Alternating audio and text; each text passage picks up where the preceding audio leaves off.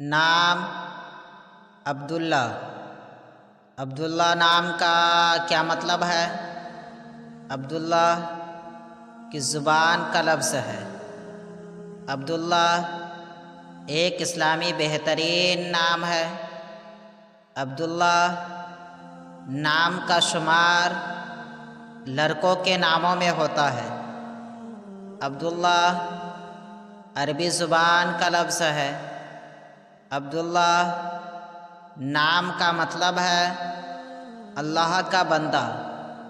حضور کے والد کا نام عبداللہ ہے۔ انگریزی الفاظ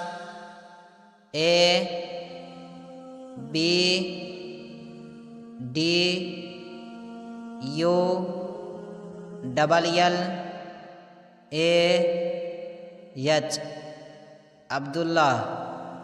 نام عبداللہ زبان عربی، معنی اللہ کا بندہ۔